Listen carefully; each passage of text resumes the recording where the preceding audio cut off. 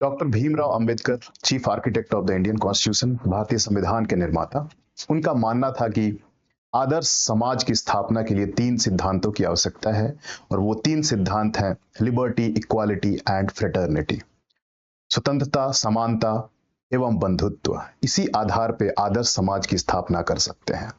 न्याय के लिए ये अति आवश्यक है। For ensuring justice it is essential to maintain a balance between equality and liberty. नमस्कार दोस्तों, आपका हमारी चैनल पे बहुत बहुत स्वागत है। कॉन्सेप्ट्स ऑफ पॉलिटी के अंतर्गत आज हम लोग एक नए चैप्टर जस्टिस, न्याय के बारे में पढ़ेंगे, समझेंगे। हमारे इस चैनल का उद्देश्य है पॉलिटी को आसान बनाना, सरल बनाना, ताकि आप बेहतर तरीके से आपकी अंडरस्टैंडिंग हो, आपकी समझ बेहतर हो। तो आज का क्लास हम लोग आरंभ करते हैं जस्टिस, जो कि बहुत महत्वपूर्ण कॉन्सेप्ट है, जिसके बेसिस पे आपका पूरा कॉन्स्टिट्यूशन, संविधान टिका हुआ है। अंबेडकर जी का विजन था कि सोसाइटी का जो निर्माण हो रहा है वो जस्टिस, लिबर्टी, इक्वालिटी, ये सब इंश्योर किया जाए। सोशल जस्टिस खास करके उनका महत्वपूर्ण एक एम था, उद्देश्य था, जो संविधान के द्वारा प्राप्त करना था। तो एक बार हम कोशिश करते हैं समझने की कि जस्टिस क्या है।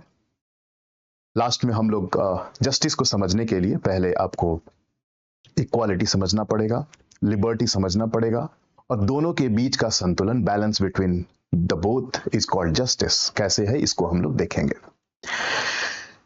तो जस्टिस का मैंने आपको एक डेफिनेशन दिया है कि समानता और स्वतंत्रता के मध्य संतुलन स्थापित करना ही न्याय है। To ensure, to strike a balance between liberty and equality is called justice. कैसे, इसको हम उदाहरण के साथ और अगले स्लाइड्स में समझने का प्रयास करेंगे। तो जस्ट सोसाइटी, जैसा मैंने आपको यहाँ पीछे आपको दिख रहा होगा कि just society as per Ambedkar is based on those 3 ideals, those 3 principles. French revolution से डेफिनेटली प्रभावित थे, फ्रेंच रेवोल्यूशन से प्रभावित अंबेडकर साहब थे। लेकिन भारतीय समाज में, भारतीय दृष्टिकोण के हिसाब से, भारतीय समाज को ध्यान में रखते हुए इन सब बातों को रखा गया और उसके मीनिंग्स को उस तरह से इंटरप्रेट किया कि भारतीय समाज में इसकी कैसे आवश्यकता है, क्यों जरूरत है। आगे बढ़ते हैं। पहले हम लोग इक्वालिटी, समानता के बारे में बात करते हैं कि इक्वालिटी क्या है।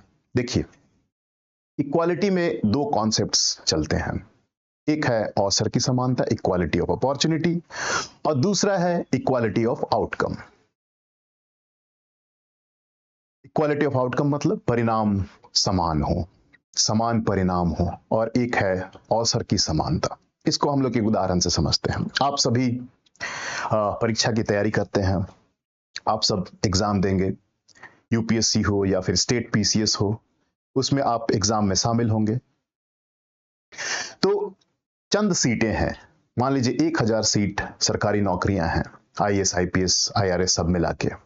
आप सभी 10 लाख आवेदन आ जाते हैं, 10 लाख लोग फॉर्म भरते हैं। तो यहां से 10 लाख लोगों में से 1000 व्यक्ति ही चुने जाएंगे। तो आपके पास रिसोर्सेज, संसाधन in terms of government employment is limited, only 1000। अब यहां पे जो काम करता है आपका समानता का अवसर, जो मेरे राइट साइड में आपको दिख रहा होगा, अवसर की समानता, इक्वालिटी ऑफ अपॉर्चुनिटी, यानी कि एक समान योग्यता रखने वाले सभी व्यक्ति, जैसे कि आप यूपीएससी या पीसीएस में देखते होंगे कि भारतीय नागरिक होना चाहिए, ग्रेजुएट होना चाहिए, उसके पास स्नातक तक उसके पास डिग्री होनी चाहिए। A graduate person, Indian citizen having a particular age limit, इस पर्टिकुलर उम्र के व्यक्ति उस परीक्षा को दे सकते हैं। यानी वो उन सभी 10 लाख अभ्यर्थियों को इक्वल अपॉर्चुनिटी दे रहा है, समानता का अवसर प्रदान कर रहा है कि आपके पास इक्वल अपॉर्चुनिटी है to compete and get qualified. आप आईएएस बनो, आईआईटी में जाओ, डॉक्टर बनो, इंजीनियर बनो, आपके पास इक्वल अपॉर्चुनिटी है to fight with other candidates, competition में एग्जाम दो, और आपके अंदर अगर प्रतिभा है तो आपको चयन होगा। सबको समान अवसर प्रदान हो रहे हैं, सबको, सबके पास समान अवसर है। तो समानता का अवसर, मुझे लगता है कि आप समझ गए होंगे कि सबको परीक्षा में भाग लेने का अधिकार है। किसका सिलेक्शन होगा ये आपके परफॉर्मेंस के ऊपर डिपेंड करेगा, लेकिन अवसर सबको समान मिलेगा, सबको बराबर अवसर मिलेगा, चाहे आप किसी भी धर्म के हो, किसी भी जाति के हो, अमीर हो, गरीब हो। अगर आप एक पर्टिकुलर डिग्री आपके पास है, ग्रेजुएशन है आपके पास, एक उम्र जो निर्धारित है उसके तहत आप परीक्षा देते हो, परीक्षा में आप मेहनत करते हो, तो आपके पास सक्सेस के चांसेस उतने ही हैं। Equality of opportunity. दूसरे साइड आप देख रहे होंगे परिणाम में समानता। अगर क्रूड फॉर्म में कहें, बहुत ही बेसिक मीनिंग अगर आप इसको लगाएं कि परिणाम में समानता का क्या अर्थ है, तो जो भी व्यक्ति परीक्षा दें सबको रोजगार मिल जाए, सबको भारत सरकार में नौकरी मिल जाए, ये संभव नहीं है क्योंकि रिसोर्सेज लिमिटेड है। आपके पास लिमिटेड एम्प्लॉयमेंट अपॉर्चुनिटी है जिसमें आप रोजगार की बात करते हैं, तो यहां पे आप परिणाम में समानता की बात नहीं कर सकते हैं। और भी क्रूड सेंस में समझें कि जो भी परीक्षा दे रहे हैं 10th का या 12th का, सबका परिणाम बराबर है, ये संभव नहीं है। हर एक व्यक्ति में कुछ भिन्नताएं हैं। कोई ज्यादा मेहनत कर रहा है, किसी की समझ बेहतर है, किसी के पास एक्सेस है एजुकेशन का, इंग्लिश मीडियम एजुकेशन का एक्सेस है, कोई रूरल एरिया से है, कोई अर्बन एरिया से है। तो जब लोगों में भिन्नता है तो परिणाम भी भिन्न ही आएंगे, तो हम यहाँ परिणाम में समानता की बात जो कर रहे हैं, इसमें हम जस्टिस को ध्यान में रख के कर रहे हैं। जब हम जस्टिस, न्याय की बात करते हैं, तो हम समानता का अवसर तो देंगे ही, ऐसा लगेगा सभी जो अभ्यर्थी हैं उनके साथ न्याय हो रहा है, सबको समान अवसर दिया गया है, लेकिन परिणाम तो असमान होंगे तो असंतोष होगा। तो परिणाम में समानता या इक्वालिटी ऑफ आउटकम, ये हम कहां देखते हैं? जनरली ऐसी बात की जाती है सोशलिस्ट समाज, सोशलिस्ट प्रिंसिपल में, जो मार्क्सवादी विचारधारा से बने हुए देश या फिर वो आदर्श है, आइडियोलॉजी है, वहां पे बात की जाती है कि परिणाम में समानता हो, यानी आपके पास, सबके पास समान संसाधन हो, रिसोर्सेज समान हो, सबको समान जरूरत के हिसाब से पैसे या फिर धन मिले, अनाज मिले, सबको बराबर बराबर काम के लिए, 8 घंटे काम के लिए सबको समान वेतन दिया जाए, इतना ही वेतन दिया जाए जिससे आपकी जरूरतें पूरी हो जाए, बाकी सरकार बाकी वेलफेयर ऑफ सोसाइटी में लगा दे। तो परिणाम समान, यानी कोई गरीब अमीर नहीं है, सबके पास घर है, सबको इलाज कराने के लिए सुविधाएं दी गई हैं, सबको शिक्षा का समान, शिक्षा भी, क्वालिटी ऑफ एजुकेशन भी सबको समान दिया गया है। गवर्नमेंट इंस्टीट्यूशंस हैं, रशिया, चाइना जैसे देश की आप बात कर सकते हैं जहां परिणाम में समानता की आदर्श पे स्थापित किया गया, उन देशों को सोशलिस्ट, समाजवादी, मार्क्सिस्ट प्रिंसिपल आप कह सकते हैं। लेकिन कुछ मायनों में अगर आप देखें कि परिणाम में समानता, अगर हम जस्टिस की बात करते हैं, तो सिर्फ आप इक्वालिटी ऑफ अपॉर्चुनिटी से ये एंश्योर नहीं कर सकते हैं कि समाज में न्याय हो जाएगा।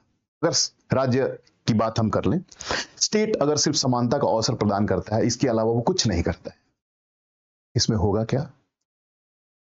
कंपीट वही लोग करेंगे जिनका शहरों में एजुकेशन हुआ है, इंग्लिश मीडियम एजुकेशन हुआ है, जिनके पास सुविधाएं हैं, संसाधन हैं, रिसोर्सेज हैं, उनको आगे बढ़ने के ज्यादा अवसर हैं, वो ज्यादा आगे बढ़ जाएंगे। उनका क्या, जो वीकर सेक्शंस ऑफ सोसाइटी हैं, जिनके पास रिसोर्सेज नहीं है, रूरल एरियाज में रहते हैं, सरकारी स्कूलों में पढ़े हैं, इंग्लिश मीडियम में एजुकेशन नहीं हुआ है, रीजनल लोकल लैंग्वेजेस में एजुकेशन हुआ है, तो क्या उनके लिए विशेष व्यवस्था करने की आवश्यकता नहीं है? जो लोग गरीब हैं, जो पिछड़े पायदान पे हैं, जो वीकर सेक्शंस हैं, उनके लिए क्या हमें विशेष स्पेशल प्रोविजंस की आवश्यकता नहीं है?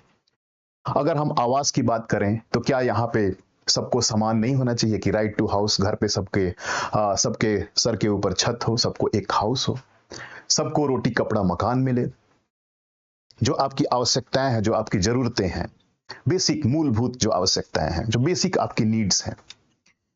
बेसिक नीड्स में आपका घर आता है, आपका भोजन आता है, हेल्थ आता है, तो ये जो आपकी जो मूलभूत आवश्यकताएं हैं, बेसिक नीड्स हैं, वो तो सबको एक समान फुलफिल होना चाहिए। उसमें तो हम कोशिश कर सकते हैं कि सबको एक घर हो, समान रूप से, छोटा या बड़ा जो भी हो, किसी का छोटा घर, किसी का बड़ा घर, ये हो सकता है, लेकिन घर सबके पास हो। शिक्षा का बेहतरीन अवसर सबको प्राप्त हो, सरकारी स्कूल में क्वालिटी एजुकेशन हो। हम गुणवत्ता की तो बात कर ही सकते हैं कि गुणवत्ता में समानता, शिक्षक हर जगह योग्य हो, बेहतर शिक्षा हो, सरकारी स्कूल्स कॉलेजेस में बहुत बेहतर शिक्षा हो, जहां पे गरीब अमीर सभी पढ़ सकते हो, एक्सेस हो उनको। इसमें हम परिणाम समान की बात कर सकते हैं कि सबको एक घर मिले, सबको भोजन सही से मिले, न्यूट्रिशियस फूड मिले, पोषण युक्त भोजन मिले। इसमें तो हम समानता की बात कर सकते हैं। बेहतर जीवन हो सबका, इसमें हम समानता की बात कर सकते हैं। तो केवल अगर आप अवसर की समानता की बात करेंगे तो कहीं ना कहीं वीकर सेक्शंस जो हैं, जो कमजोर तबके हैं, उनके साथ अन्याय होगा। तो फिर राज्य का कर्तव्य होता है कि समानता सुनिश्चित करने के लिए, टू एंश्योर इक्वालिटी, फिर स्टेट क्या करेगी, व्हाट स्टेट शुड डू।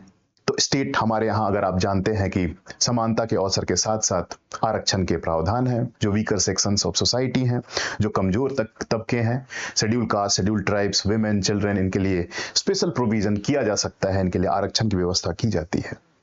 तभी आप अवसर की समानता में न्याय सुनिश्चित कर सकते हैं बाय रिजर्वेशन या फिर special provision for weaker sections of society.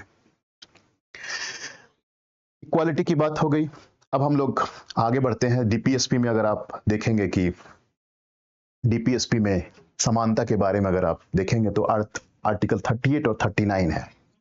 Article 38 DPSP directive principles of state policy, राज्य का नीति निर्देशक तत्व, भाग 4 संविधान का, जिसमें 38 और 39 बहुत ही महत्वपूर्ण है, जिसको आप समाजवादी तत्व भी कह सकते हैं, सोशलिस्ट एलिमेंट्स भी कह सकते हैं इन आवर कॉन्स्टिट्यूशन। 38 कहता है कि असमानता को कम करना। किस चीज की असमानता? टू रिड्यूस या मिनिमाइज इनइक्वालिटी। किस चीज की इनइक्वालिटी को कम करना? तो इनकम, आय में असमान लोग हैं, इनकम में इनइक्वालिटी है, उसको रिड्यूस करना। प्रोग्रेसिव टैक्सेशन आपके सामने बहुत बेहतरीन उदाहरण, आज के डेट में 12 लाख के इनकम तक जीरो टैक्स, उसके ऊपर टैक्स लगता है। यानी जिनके पास आय कम है उनसे आप कर मत लीजिए, जिनके पास ज्यादा आय है उनसे कर लीजिए, और उस कर का इस्तेमाल क्या कीजिए, सरकार लोगों के वेलफेयर में, कल्याण में इस्तेमाल करेगी, जिससे कि इनकम का रीडिस्ट्रीब्यूशन हो। उसके बाद प्रतिष्ठा, सामाजिक प्रतिष्ठा, सोशल स्टेटस, जो हमारा समाज, सोसाइटी कास्ट के बेसिस पे बटा हुआ, जिसमें हायरार्किकल सिस्टम है, एक ऊंची जाति, एक नीची जाति, अगड़ा और पिछड़ा, फॉरवर्ड एंड बैकवर्ड। इसमें सामाजिक प्रतिष्ठा की बात करें तो अपर कास्ट को प्रतिष्ठा सम्मान ज्यादा है, लोअर कास्ट को उस तरह की सामाजिक प्रतिष्ठा नहीं है। तो इस स्टेटस को, सोशल स्टेटस इक्वल हो, इसके लिए सरकार प्रयास करेगी।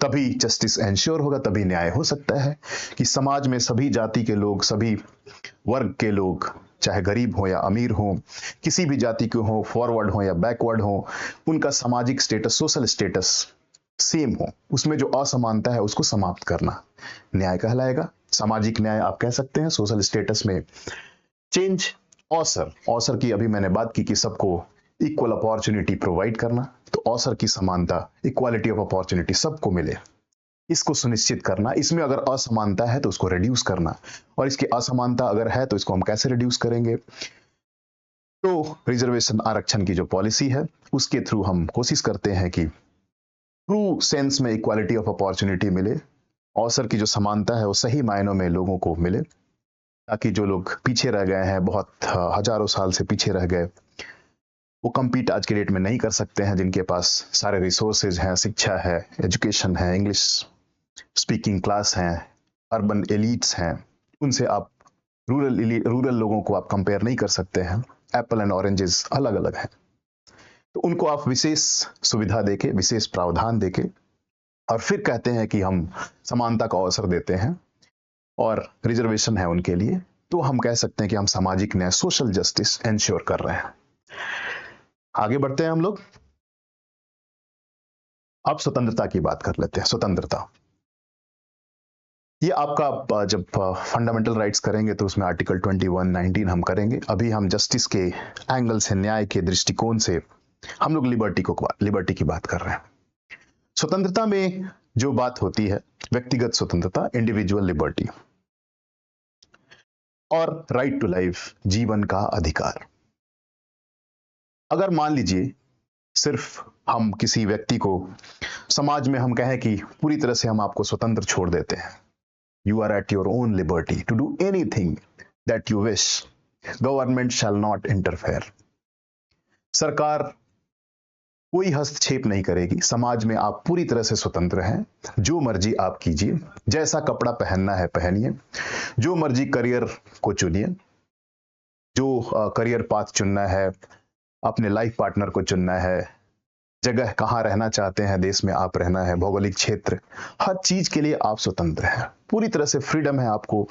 कहीं भी आप ट्रेवल कर सकते हैं, कहीं भी घूम सकते हैं, कहीं भी जा सकते हैं, कोई भी मूवी देख सकते हैं, जब मर्जी आप सोना है, जब मर्जी जगना है, आप पूरी तरह से स्वतंत्र हैं, व्यक्तिगत रूप से, individually you are at your own liberty. Government shall not interfere come what may, सरकार हस्तक्षेप नहीं करेगी। तो अगर ऐसी स्थिति अगर हो जाए और फिर कहा जाए कि ठीक है, सरकार बस न्यूट्रल रहेगी, जब आप कानून का उल्लंघन करेंगे तभी सरकार हस्तक्षेप करेगी, अदरवाइज आप पूरी तरह से फ्री हैं, ऐसे में होगा क्या? ऐसे में क्या हो सकता है? व्यक्ति अपने स्वतंत्रता का गलत इस्तेमाल करेगा, और उस गलत इस्तेमाल के द्वारा क्या होगा, दूसरे के जो लिबर्टी है उसको हैम्पर किया जाएगा। आप जैसे मान लीजिए आपको म्यूजिक सुनने का मन है, आप कहें कि हम तो लिबर्टी पे हैं, रात को आप बहुत तेज वॉल्यूम में गाना सुने, डीजे बजाएं और डांस करें। आप कहें कि ये मेरी स्वतंत्रता है, मैं एंजॉय कर रहा हूं, गाना सुन रहा हूं, डांस कर रहा हूं, लेकिन आपका पड़ोसी, आपके बगल वाला व्यक्ति, कोई बुजुर्ग है, कहीं पे छोटे बच्चे हैं, उस आवाज की वजह से वो सो नहीं पा रहे, उनका स्लीप डिस्टर्ब हो रहा है। तो वैसी परिस्थिति में क्या आपकी आजादी, जो स्वतंत्रता है, इसमें सरकार हस्तक्षेप नहीं कर सकती है? तो ये आपकी जो लिबर्टी है, ये दूसरों की लिबर्टी में एनक्रोच नहीं करनी चाहिए। दूसरे की भी लिबर्टी है, राइट टू स्लीप, उनको भी सोने का अधिकार है, शांति से रहना उनका भी अधिकार है, नॉइज पॉल्यूशन कम हो और शांति से वो सोएं, ये भी उनका अधिकार है। ऐसी जब परिस्थिति आती है कि एक व्यक्ति की स्वतंत्रता दूसरे व्यक्ति के लिए अस्वतंत्रता बन रही है, उसके स्वतंत्रता, उनके फ्रीडम को कर्टेल कर रही है या हैम्पर कर रही है, उसमें इंटरफेरेंस हो रहा है, तो ऐसी स्थिति में राज्य का कर्तव्य है कि न्याय सुनिश्चित करने के लिए, टू एंश्योर जस्टिस, इंटरफेयर करे।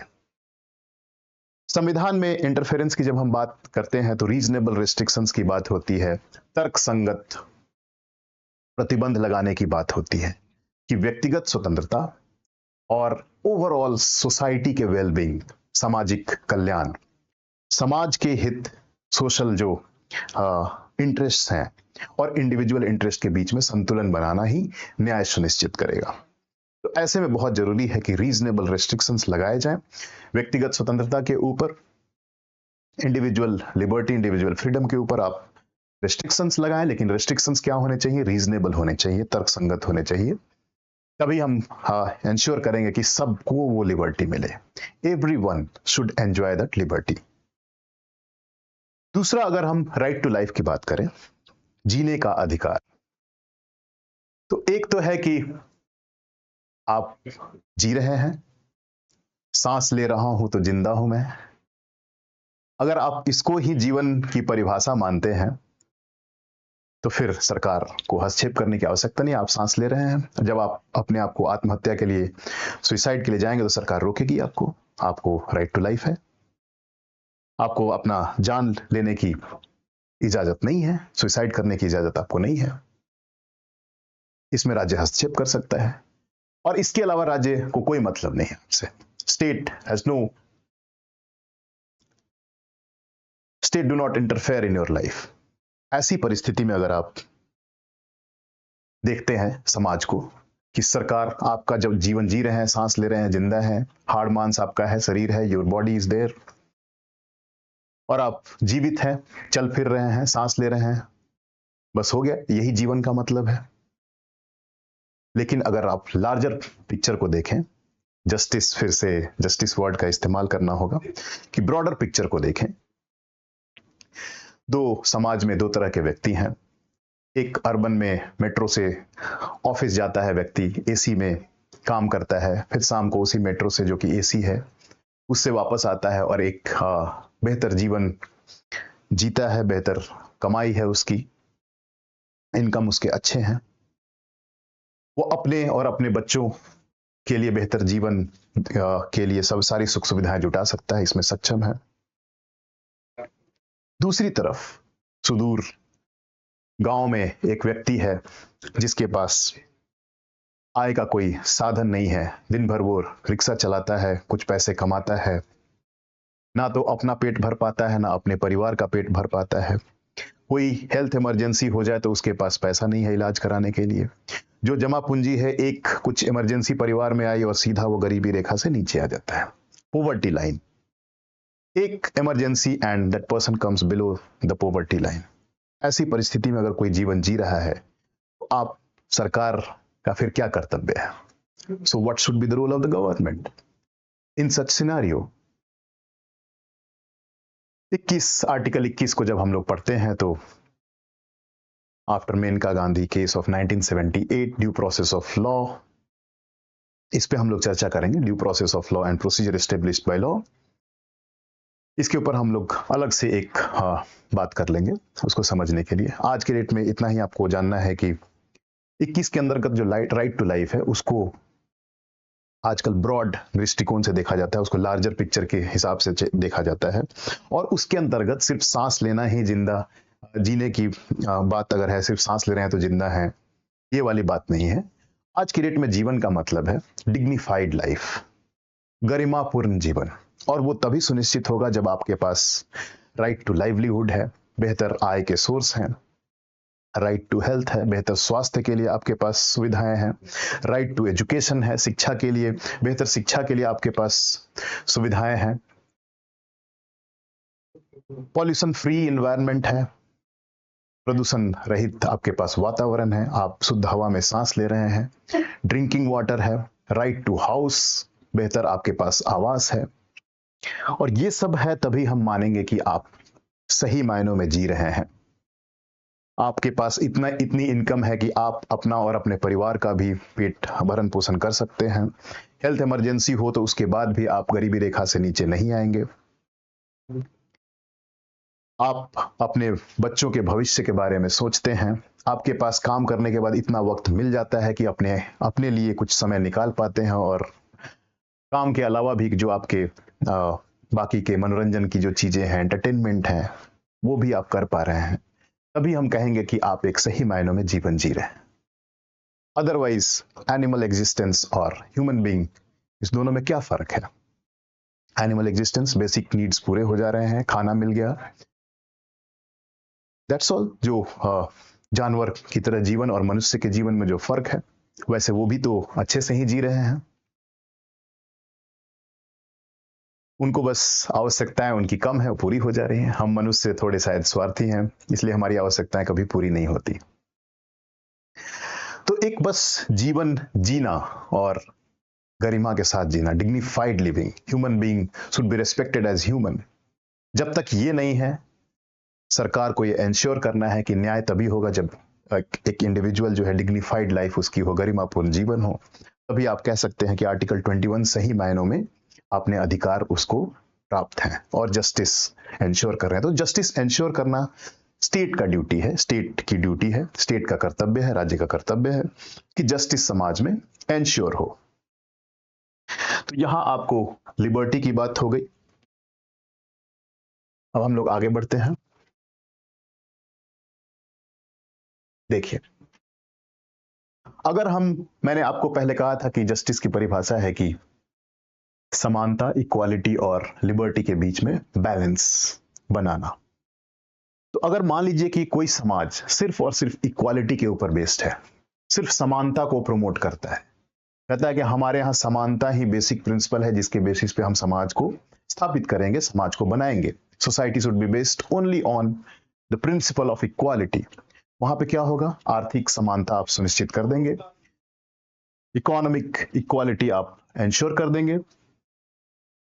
लेकिन उसमें क्या होगा, लोगों के पास इंसेंटिव नहीं है, मोटिव नहीं है क्रिएटिविटी के लिए, इनोवेशन के लिए, नवाचार के लिए। क्रिएटिविटी इनोवेशन के लिए उनके पास कोई इंसेंटिव नहीं है सिवाय एक इंसेंटिव के, आइडियोलॉजी के प्रति प्रेम, उस आदर्श जो मार्क्सवाद या समाजवाद है उसके प्रति प्रेम, देश के प्रति प्रेम, राष्ट्र के प्रति प्रेम। वही आपको प्रेरणा दे सकता है कि आप लगातार काम करते रहें, रिसर्च करते रहें, साइंटिस्ट बने, डॉक्टर बने। अदरवाइज मॉनेटरी अगर आप देखें, कोई इंसेंटिव नहीं है। ज्यादा काम करोगे ज्यादा पैसा मिलेगा, ऐसा कुछ नहीं है। आवश्यकता के हिसाब से, जो आपकी जरूरत है उसी हिसाब से पैसा मिलेगा। आप साइंटिस्ट बन जाओ, डॉक्टर बन जाओ, कुछ भी बन जाओ, आपकी जरूरत के हिसाब से आपको पैसा मिल जाएगा। बाकी आपने जो भी काम किया वो समाज के लिए काम किया, बाकी आपने जो भी कंट्रीब्यूट किया समाज के लिए काम किया। बहुत ही आदर्श स्थिति है, बहुत ही आइडियल सोच है ये। हालांकि जब समाज में एक्चुअल में आप जाएंगे तो बिना इंसेंटिव के कह सकते हैं कि इंसान थोड़ा लालची है। बिना स्वार्थ के, बिना लोभ के इंसान काम नहीं करते हैं मेजॉरिटी ऑफ द लोग। उनको नज करने के लिए, उनको आप इंसेंटिवाइज करने के लिए मॉनेटरी बेनिफिट्स, प्रॉपर्टी, ये सब जब तक उनको नजर नहीं आएगा, उनको प्रमोशंस नजर नहीं आएंगे, उनको सैलरी में इंक्रीमेंट नजर नहीं आएगा, तो वो मेहनत नहीं करेंगे। और अगर उनको रिवार्ड मेहनत के हिसाब से मिले, ज्यादा मेहनत करें ज्यादा रिवार्ड पाएं, ज्यादा मेहनत करें आपको प्रमोशन ज्यादा मिलेगा, ज्यादा सैलरी में इंक्रीमेंट मिलेगा, तो शायद तल्लीनता से ज्यादा एफर्ट लगाएंगे, ज्यादा मेहनत करेंगे और समाज की तरक्की होगी। ये वाली स्थिति यहाँ पे नहीं होगी। लोगों में इनोवेशन, क्रिएटिविटी के लिए प्रोत्साहन का अभाव है, यानी समाज प्रगतिशील नहीं होगा, डल हो जाएगा, मोनोटोनस हो जाएगा, बोरिंग हो जाएगा। क्रिएटिविटी नहीं होगी तो फिर मोनोटोनस, बोरिंग हो जाएगा। इंसेंटिव नहीं है इंसान के पास क्रिएटिविटी के लिए।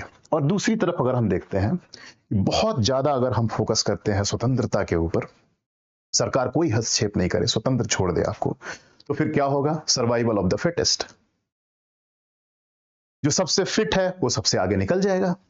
कोई रेस है, वहां आप 100 मीटर की रेस में आप सबको एक साथ खड़े करते हैं, तो वहां उसाइन बोल्ट जैसा व्यक्ति सबसे आगे निकल जाएगा। जो सबसे तेज दौड़ने वाला है वो सबसे आगे निकल जाएगा। सर्वाइवल ऑफ द फिटेस्ट, वो सबसे आगे निकल जाएगा। जो भी सक्षम व्यक्ति है, जिसके पास समर्थवान है, वो सबसे आगे निकल जाएगा। यानी रिच और पुअर के बीच में गैप बहुत बढ़ जाएगा। Rich will become richer and poor will become poorer. ये हालांकि ये स्थिति जो है ग्लोबलाइजेशन, वैश्वीकरण का एक नेगेटिव पहलू, जो नकारात्मक पहलू या नेगेटिव एस्पेक्ट्स आप कह सकते हैं कि rich are becoming richer and poor are becoming poorer. इसमें होगा क्या, आज की डेट में जो बात होती है कि 99% जो रिसोर्सेज हैं वर्ल्ड के 1% लोगों के पास है। तो आप एक्सेसिव फोकस ऑन लिबर्टी करेंगे तो ऐसी ही स्थिति बनेगी कि कुछ जो रिसोर्सेज के ऊपर जो कंट्रोल होगा, पैसों के ऊपर जो कंट्रोल होगा, चंद लोगों के हाथ में होगा। मास जो है, जो जनता है, उसके पास रिसोर्सेज नहीं होंगे, सरकार हस्तक्षेप नहीं करेगी तो इकोनॉमिक इनइक्वालिटी होगी, आर्थिक विषमताएं होंगी। रिच में बिकम रिचर एंड पुअर में बिकम पुअरर। जस्टिस कैसे आएगा, दोनों के बीच संतुलन, balancing both would ensure justice. Justice के लिए दोनों लिबर्टी एंड इक्वालिटी के बीच में बैलेंस करना बहुत आवश्यक है। बैलेंस कैसे करेंगे, तो आप डीपीएसपी के पार्ट्स को आप देख सकते हैं, जिसमें सरकार जो है वेलफेयर के प्रोग्राम्स चलाएगी, निजी कंपनियों को भी अलाउ करेगी, लेकिन साथ ही साथ लोगों का कल्याण करेगी, वेलफेयर करेगी। पुअर नीडी के लिए आवास देगी, उनके लिए फ्री में रेशन देगी, गरीबों के लिए फ्री में हेल्थ, फ्री में एजुकेशन, ये सब चीजें सुविधाएं प्रोवाइड करेगी, ताकि वो लोग भी समाज के मुख्य जो धारा है, जो मेन स्ट्रीम है, उससे जुड़ सके। तभी आप सोच सकते हैं कि जस्टिस होगा। अदरवाइज दोनों एक्सट्रीम एंड्स हैं। सिर्फ और सिर्फ लिबर्टी से आपका जस्टिस एंश्योर नहीं होगा, सिर्फ और सिर्फ इक्वालिटी से जस्टिस एंश्योर नहीं होगा। जस्टिस के लिए दोनों के बीच में संतुलन, बैलेंस की आवश्यकता है। अब हम लोग आ जाते हैं क्रक्स पे, जो हमारा जस्टिस इन नटसेल आप कह सकते हैं कि समरी ऑफ टुडेज सेशन, आज के सेशन की समरी है कि जस्टिस क्या है, जस्टिस के लिए सरकार क्या करेगी, तो ये डीपीएसपी में खासकर आपको चीजें देखने को मिलेंगी कि आर्थिक असमानता को कम करना, to reduce economic inequality is a step towards justice. कमजोर तथा पिछड़ों के हितों की रक्षा के लिए राज्य द्वारा विशेष पहल, special provisions for protection of rights of weaker sections of society. This is article 46 of DPSP, under DPSP of the constitution. अनुच्छेद 46 है नीति निषेध तत्व के तहत, जिसमें ये राज्य को निर्देश दिया गया है, it has been directed to state to make special provisions for weaker sections of the society, जिसमें आपके दलित हैं, पिछड़े हैं, इन सब के लिए विशेष प्रावधान, स्पेशल प्रोविजन लेके आना पड़ेगा, तो आपको न्याय सुनिश्चित कर सकते हैं। सभी के लिए बेहतर जीवन स्तर सुनिश्चित करना, to ensure decent standard of living for all, to ensure decent standard of living for all, सबके लिए बेहतर जीवन हो, ये आप सुनिश्चित करेंगे, तभी आप कह सकते हैं कि समाज न्याय के सिद्धांत पर आधारित है, जस्टिस पर बेस्ड है। इसके बाद लास्ट में हम लोग प्रियम्बल प्रस्तावना की बात कर लेते हैं, जिसमें जस्टिस वर्ड का डायरेक्टली यूज किया गया है। जस्टिस, उसके बाद social, economic and political. Social justice, DPSP की बात 38, 39 और 46 से आप समझ जाएंगे कि समाज में आर्थिक विषमताओं को कम करना, इकोनॉमिक इनइक्वालिटी को कम करना, वीकर सेक्शंस को प्रोटेक्ट करना, उनके लिए रिजर्वेशन का प्रावधान, सोशल स्टेटस जो है उनका, अपर कास्ट लोअर कास्ट में जो बटा हुआ समाज है, ये सब में इनइक्वालिटी को दूर करना will ensure social justice. Economic justice again आपका आर्टिकल 39 में equal pay for equal work, समान कार्य के लिए समान वेतन, इकोनॉमिक इनइक्वालिटी नहीं होना, उसको कम करना, concentration of wealth few hands में नहीं हो, संपत्ति का जो रिसोर्सेज है, मटेरियल रिसोर्सेज है, उनका equitable distribution of material resources, जो आपके संसाधन है उसका सम वितरण समाज में। इसके तहत आप जमींदारी उन्मूलन की बात कर सकते हैं कि किसी के पास हजारों एकड़ जमीन हो और बहुत सारे लोग भूमिहीन हो, ये कहीं से भी न्याय नहीं है, उचित प्रतीत नहीं होता है। तो कहीं ना कहीं भूमि हदबंदी, चकबंदी वाली जो बात है, लैंड सीलिंग, कि एक व्यक्ति के पास इतने एकड़ ही जमीन रहेंगे, उसके ऊपर के जितने जमीन होंगे सरकार ले लेगी और लोगों में रीडिस्ट्रीब्यूट करेगी जो लोग भूमिहीन है, ताकि उनके पास कुछ रिसोर्सेज हो। इकोनॉमिक इनइक्वालिटी को कम करेगा ये। तो ये जस्टिस के अंतर्गत आता है, इकोनॉमिक जस्टिस। पॉलिटिकल जस्टिस में क्या आता है? राजनीति में न्याय कैसे सुनिश्चित किया जाएगा? राजनीति में न्याय सुनिश्चित करने के लिए, for ensuring political justice, everyone should be allowed to participate in elections. चुनाव में सभी को भाग लेने का अधिकार, चुनाव में सिर्फ वोट देने का अधिकार नहीं, बल्कि चुनाव में कंटेस्ट करने का भी अधिकार, चुनाव में भागीदारी, यानी मैं आप सभी चुनाव लड़ सकते हैं, जो भी योग्य हैं, जो भी योग्यता निर्धारित की है उसके तहत आपको भी स्वतंत्रता है कि आप भी कंटेस्ट कर सकते हैं। दूसरा, अगर आप न्याय की बात करेंगे तो जो रूलिंग पार्टी है और अपोजिशन पार्टी है, दोनों को इक्वल अपॉर्चुनिटी है, समान अवसर है, ताकि कोई भी चुनाव जीत सकता है। अगले चुनाव में ये कोई जरूरी नहीं कि रूलिंग पार्टी में जो है उनकी भागीदारी, उनके जीतने की संभावना ज्यादा होती है, स्वाभाविक सी बात है। इसलिए चुनाव आयोग का ये कर्तव्य है, ये ड्यूटी है कि ये लेवल प्लेइंग फील्ड क्रिएट करे, ताकि जो रूलिंग पार्टी है और आपका जो अपोजिशन पार्टी है, दोनों को इक्वल अपॉर्चुनिटी हो विनिंग के लिए, जीतने की संभावना दोनों को हो, दोनों के जीतने के चांसेस उतने ही हैं। तो इसको बोलते हैं फेयर इलेक्शन। तभी फेयर होगा जब दोनों को जीतने के चांसेस उतने ही हैं, बराबर है। तभी आप सोच सकते हैं कि पॉलिटिकल जस्टिस हो रहा है। इलेक्टोरल रोल बनाने में इलेक्शन कमीशन ऑफ इंडिया धर्म, जाति, इन सब आधार पे भेदभाव नहीं करेगा। इलेक्टोरल रोल जो बनेगा उसमें रिलीजन और रेस, कास्ट, इस बेसिस पे कोई डिस्क्रिमिनेशन नहीं होगा, सभी को इक्वल अपॉर्चुनिटी मिलेगी, सबको इक्वल ट्रीट किया जाएगा। 1 पर्सन 1 वोट सुनिश्चित की जाएगी। 1 पर्सन 1 वोट 1 वैल्यू, एक व्यक्ति एक वोट और उसका एक मूल्य ही हो, ये सुनिश्चित करना, ये आपको पॉलिटिकल जस्टिस एंश्योर करता है। तो जस्टिस बहुत ही महत्वपूर्ण है आपके एग्जाम के दृष्टिकोण से, आपकी समझ के दृष्टिकोण से, समाज को देखने का नजरिया, ये सब आप जस्टिस को समझ के आप बेहतर आपकी समझ हो सकती है। अंत में इस जस्टिस के क्लास को समाप्त करने से पहले मैं फिर से अंबेडकर जी की बात को कहना चाहूंगा। अंबेडकर जी का कहना था कि जो डेमोक्रेटिक वैल्यूज हैं, समानता, स्वतंत्रता, इक्वालिटी, लिबर्टी, इसमें अगर आप किसी एक को ज्यादा पुश करेंगे, लिबर्टी डिवाइड ऑफ इक्वालिटी, या लिबर्टी को इक्वालिटी से अलग कर देंगे, या बहुत ज्यादा लिबर्टी देंगे आप, बहुत ज्यादा इनइक्वालिटी अगर समाज में है, बहुत ज्यादा लिबर्टी से बहुत ज्यादा इनइक्वालिटी अगर समाज में आती है, तो उस सोसाइटी में फ्रेटर्निटी या बंधुत्व की कल्पना आप नहीं कर सकते हैं, जहां बहुत ज्यादा अमीर लोग हैं, बहुत बहुत अमीर हैं, और गरीब और अमीर के बीच का फर्क जो है बहुत ज्यादा है। एक तरफ जो लाइफस्टाइल है, जो अमीरों का लाइफस्टाइल और गरीबों के लाइफस्टाइल में बहुत ज्यादा का अंतर दिखता है। साफ दिखता है कि आप जैसे मुंबई जैसे शहर में आप जाते हैं तो अचानक से स्लम दिखता है और अचानक से मल्टी स्टोरी टावर्स दिखते हैं आपको। एक में अमीर रहते हैं और दूसरे में गरीब लोग रहते हैं। इतना जब अंतर होगा तो फ्रेटर्निटी, बंधुत्व की जो भावना है, आपस में प्रेम, सद्भाव, फ्रेटर्निटी आप इंश्योर नहीं कर सकते।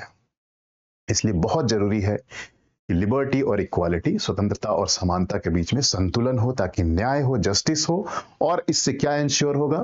फ्रेटर्निटी, बंधुत्व इंश्योर होगा। ये तीनों शब्द जस्टिस और ये तीनों शब्द चारों मिला के प्रियम्बल में आपके दिए हुए हैं। ये आपको समझने के लिए मैं उम्मीद करता हूं कि आपकी समझ आज के क्लास के बाद बेहतर हुई होगी। लिबर्टी और इक्वालिटी को आप इंश्योर करेंगे तभी आप लिबर्टी और इक्वालिटी के बीच में बैलेंस करेंगे तभी फ्रेटर्निटी इंश्योर होगा, जस्टिस होगा समाज में। इसी के साथ आज की क्लास को हम लोग समाप्त करते हैं। बहुत बहुत धन्यवाद। अगली क्लास में हम फिर मिलेंगे, तब तक के लिए अलविदा, गुड नाइट, थैंक यू।